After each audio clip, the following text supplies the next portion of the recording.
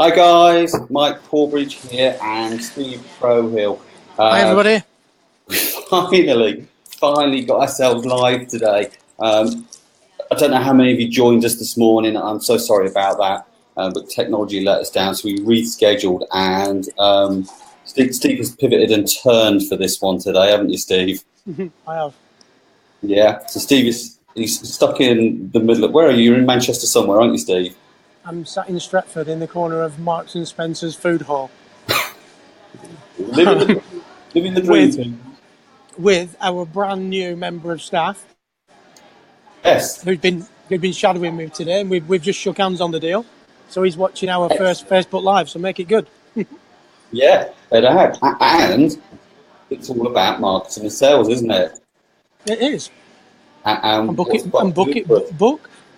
working in sales. Exactly. So we'll be teaching her everything that we're going to be talking about right today. We are, my friend.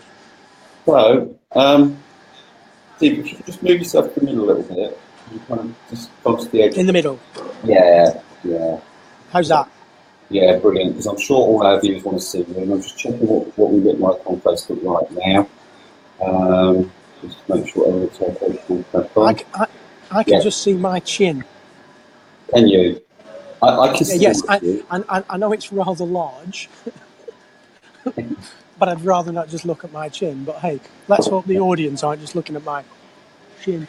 Yeah, well, we're on Facebook, so everyone can see us now. So, right, let's crack into it. So, this is all about marketing and sales. The reason it came about, I've just lost you, Steve, you've just fallen over.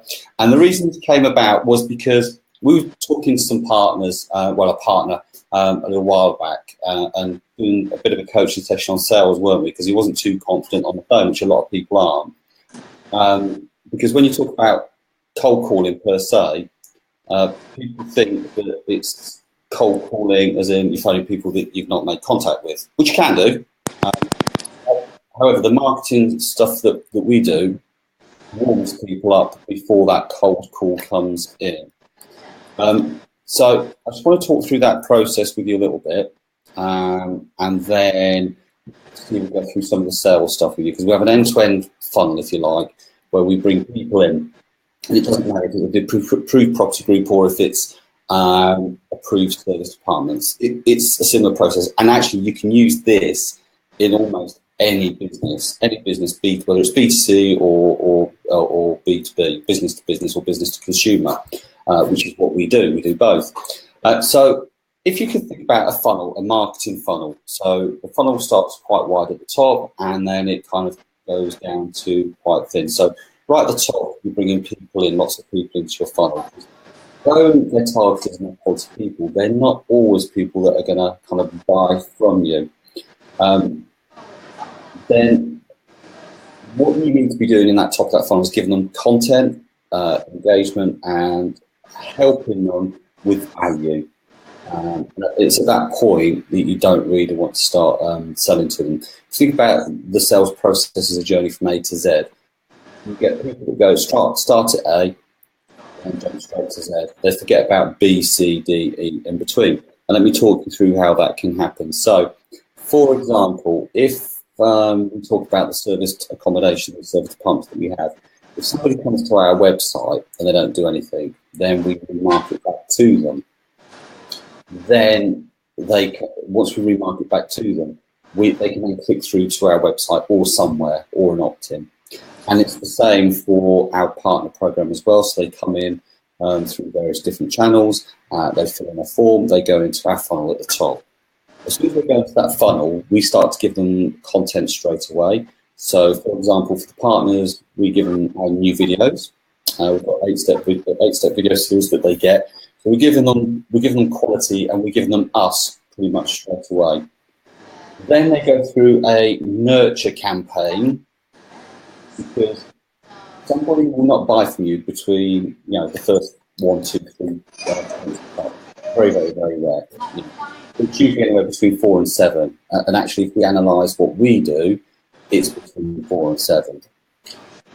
So we use a system that automates the follow-up, because if you think about you bringing people in en masse, for our partner program, for example, we get anywhere between 80 and 100 inquiries a month, and it's physically impossible to follow up with all those people all of the time efficiently if I was sending individual emails to them. So they go into a sequence, a campaign that's quite strategic in what it does in moving them along and educating them in what we do. We also provide them with links to our Facebook group. We provide them links to our podcast, and so they get to know us, they get to see us on video. And that's just one example. Once they come in, Steve, and soon to be Buck, and the reason it's been Steve is we've been looking for a telesales superstar, and we think we found him, and soon to be Buck, will get on the phone and speak to the client or the customer. And then it's about having what we call a quality phone call with them. And the first thing I guess it's worth saying, and I'll bring Steve in now, is understand what the outcome of that phone call is. But before I do that, I'm just going to ask Steve just to move a little bit over. There, stop. Cool, we've got him. Move a little bit more towards us. Yeah. Which way? There we go. Yeah, that's it. Yeah, that's the right way. So, Steve, Yes. before you make the call then, regardless of who it is or what it is, you always talk us through the process that goes through in your head that we'll be teaching. But I mean, just to take it back a step, Mike. There's sure. actually there's different types of calls. Because you may be doing a prospecting call, you may be doing a sales call, you may be doing a cold call. So obviously there's different types of call, but whatever the call is, you always need an outcome. So what is your objective for that phone call? Is it to speak to the managing director? Is it to get to the decision maker? Is it to move them further along in the sales process? You have to have an outcome. Is it to close them on the phone? Is it to get them to a discovery day? Is it get them to whatever it is? You need an outcome of that call, and I think you need to keep it really simple. You need one outcome from the call. Make sure you achieve that outcome. If your outcome is to speak to the MD, and we had this a few weeks ago, remember in the golf club, because we work with a business coach and an elite sales trainer, and he has a way of working with you. If your outcome from the call is to speak to the managing director or the decision maker, under no circumstances can you put that phone down until you spoke to them. Yeah. And that is your mission. You have to speak to that person. That's the outcome of the call. Yeah. What happens when you get there doesn't matter. The outcome of the call is to speak to the decision maker. So you absolutely have to kick every door, speak to every person, don't accept no for an answer until you speak to the MD. So you need an outcome. I always work to a skeleton. So I have a script. It's not a script as such, but I have a way that the flow of the call, so like a skeleton of the call, so the way that call will go. You need to ask high quality questions to find out the main reason for buying your product, service, whatever it is. Because at some point, might not be then, might be later on in the call, it might be on another call. The strongest reason why, or the main reason for buying your product or service, you're going to stack that back to them when you come to do your close. And subject to what your outcome is, you need a very, very robust, consistent follow-up. So that's the way that that's what we do when we do our sales calls. That's the training that we'll be doing with Book. Outcome, skeleton and script, find the strongest reasons why so that you can stack the deal back to them. Always close and ask for the business, and obviously follow up. Okay, and before we move on again, Steve, bring your head back down. Dan, how's that? Yeah, to your right a bit, I think. Yeah, and down again. I can only see your nose. Steve's on his phone today. That's it, perfect. So Steve's on his phone today. So I don't know if you can see it. No, I can't. I can just see my chin. Can you? All right. Yes. Well, I'll have a quick look on here. Okay. So I'm going to go back a bit. I was multitasking there, making sure everything was okay. So when we talk about that outcome, about who you want to speak to, and making sure you get there, and when you get there, talk about the quality of conversation that you need to have once you've got that person. Sorry, Mike, you broke up there. Just say that last piece again. Talk us through the quality conversation that you'll have with that person when you're speaking to them. Well, I mean, predominantly 90% of the conversation is them talking. Yeah. That's a high quality conversation. And through, high quality, open-ended questions, and them talking for 90% of the time, they're giving you all the information that you need to be able to then make a sale. They're telling you what they want. Just let them tell you. And as Matt always says to us, ask the question, shut your mouth, and listen. Yeah. Or is it that, Mike? It's that, isn't it? Yeah, it is. It is. And what's the critical thing that people don't do? Ask for the sale. When would you like to pay? When would you like to get started? Yeah. Ask for the sale. Yeah. Close the deal. And it's interesting because I was having a conversation today with one of our partners who was just asking about this very subject. So he's going to be watching. He's going to watch the replay, and we were doing some scenarios because he wants to go back to previous customers that have left him a really good review. And he said, and I said, how are you going to approach it? And he said, well, I'm not going to mention the review, but I'm going to try and get them to come back and stay. So we kind of talked through a scenario about how we would do that. So I said to him, if it was me, I absolutely would talk about that really great review they've given us and want to reward them for it. But my approach to it was, we'll just use a name, was, Dave, thanks for staying with us. I'm absolutely thrilled and delighted you've left us with that phenomenal review, and I want to reward you for that. I'd love you to stay for a night in our apartments for free with us, on us. If you book for 2 nights in the next 3 months, we'll give you that apartment free. And also, we'll give you a bit of a discount on the direct booking as well. So you'll get a win-win. So we'd love to reward you for that phenomenal review. I understand that right now you might need to check your diary. So if you'd like to take us up on that offer, actually one word, if, okay, I'd love you to take us up on that offer. I'm going to call you back Wednesday at 10 or Thursday at 5 to book you in. When's the best time to call? That was it.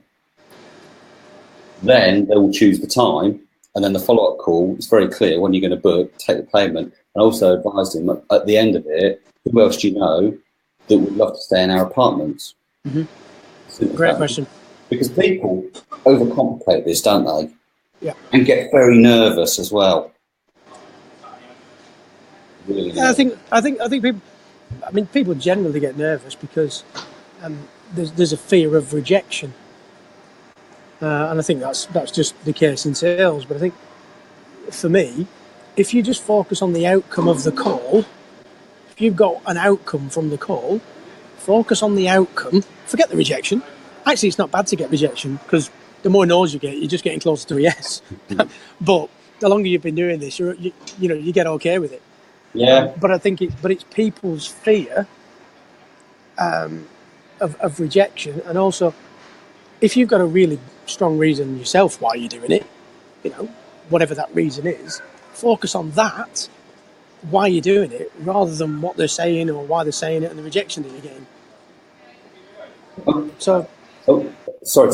What do you think is the best way of overcoming that fear? Because that is an inherent fear in a lot of people. It used to be a fear in me. I would sit there and I'd just look at the phone. I wouldn't want to pick it up. But, sometimes it's mood dependent, and you can't do that, can you? You can't be mood dependent. You can't be afraid. How do you get over that? I think, there's a few things you can say. If you want to be a marathon runner, you have to run a load of miles. That's just what you've got to do. You've got to put some training in. If you want to be a good salesperson or you want to be a good telesalesperson, you've got to make a lot of calls. You've just got to do it. You've got to take some action. You've got to put a load of miles in, make some calls, make some mistakes, learn along the way, earn your stripes, as people say, do 10,000 hours, whatever it is. But I think keep it simple. Always have an outcome. Don't go into a call unprepared, because we all know what happens if you're not prepared.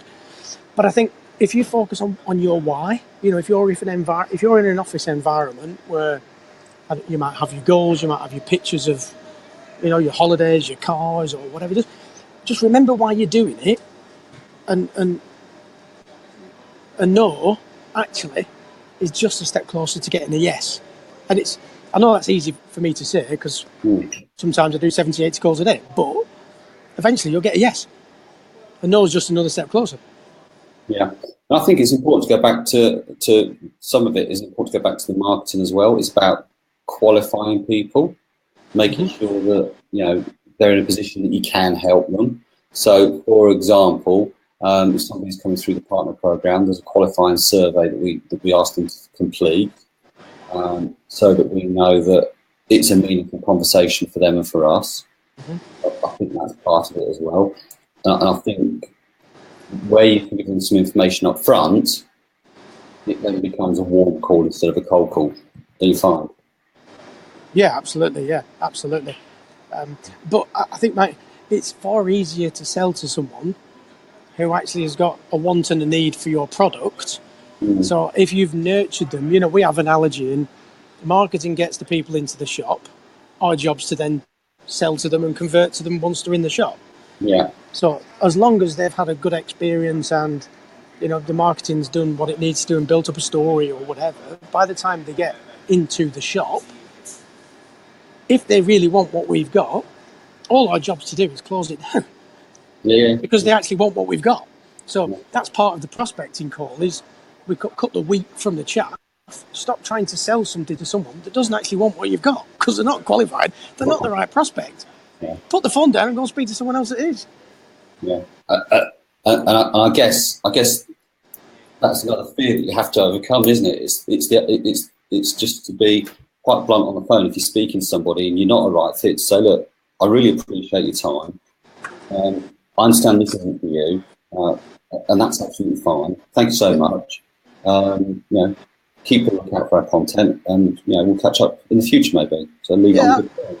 Absolutely, yeah, absolutely. I mean, and also you've got to think. I mean, it depends where you are in business, but like for us, we're business owners. So I used the example with Matt a couple of weeks ago when we were in the golf course, and we rang a relocation agent. I think it was it a relocation agent? Whoever it was, relocation agent, whatever it was. But they tried to one of the members of staff tried to ask me to send an email in with some information. Matt's training to us is. So I said to Ben, or whatever his name was, Ben, with all due respect, I'm a business owner. I don't send emails, generic emails that nobody's going to read. Put me through to your managing director or the decision maker. But that's just having the confidence that you're coming from an owner of a business or an MD or whatever your role is, and being very confident on the phone. So yeah, can't remember what the point was, but that was it. Yeah. We could go on about this for ages, and we are, aren't we? Indeed, we're going to. So yeah, I'll tell you what. There's a few other things that we haven't picked up on, Mike. Definitely. Obviously, sales. Yeah, you can do a call, you can do this, but there's a number of other things that we've been working on recently that have such a profound effect on people buying from you, and that's tone, language, tonality, language, body language, all that sort of stuff. Even when I'm on a phone now, I'm not doing it now, but the training that Matt's done with us, if I'm stood on the phone in an office, your hands are out, your open posture, your body language, you're not sat at a desk like this. Yeah. And you're just making a call. You've got to be in the right environment, get some music on, do whatever you've got to do, but you've got to be open. And that body language and that posture, even though you might be doing a cold call, but you're still going to have that posture and that belief and that openness when you're on the phone, and that projects to the other person on the end of the phone. If you're smiling, they'll smile. Yeah, that's absolutely right. And the other thing that I kind of or we've been taught is about the palms up and the palms down, isn't it? It changes the tone of your voice. Yeah. Yep. So when you talk with your palms up, we talk softer. When your palms are down, you talk harsher, and that's quite impactful. That is, and this is something that we could go on for quite a while about, isn't it? And actually, there's a lot more we want to share, and so we're actually going to do a webinar on this, aren't we? We are. On the 25th, Wednesday the 25th of this month, April, and it's going to be at 8 o'clock. So I'll put a link in below, and we're going to share this video out. But in that webinar, we're going to map out actually the marketing process. So you'll see it on screen. So we'll map out all the stuff that we do, how we do it. You'll see how our sales funnel actually works. Then the step-by-step process that we use to get people to get bundled in beds, etc. And we're also going to share with you the script that we use, which is quite successful. We'll share that with anybody that attends the webinar as well. So, guys, I'll put the link in below right now, so you've got that, so you can register. It is going to be limited places. It's free to attend. It's on GoToWebinar, which only allows you to have 100 people on there. So just to let you know, and it's in a few weeks' time, so there'll be plenty of people watching this video. But we'd love you to join us, and we'll give you that script. And as I say, we'll go into more detail. We'll deep dive into this actual subject, and we'll share some case studies as well with you. Some actually see and probably a little bit of role play, Steve. Fine. Sounds good. Yeah, and we'll try and get a special guest on. Not promise anything, but it's just like food for thought. See what we can do. So, see you on the 25th at 8 o'clock. Yeah. I'll see you before then. I'll see you tomorrow. Okay. So, guys, I want to thank you for listening in. Hope you found that useful. It was a whirlwind trip and a little bit of a few golden nuggets there for you. And feel free to leave comments below. Or message us with anything that you need to, or any information that you need. I'm going to let you crack on, Steve. Thank you. And we'll see you soon. Cheers. Bye. Thanks, everybody. Bye.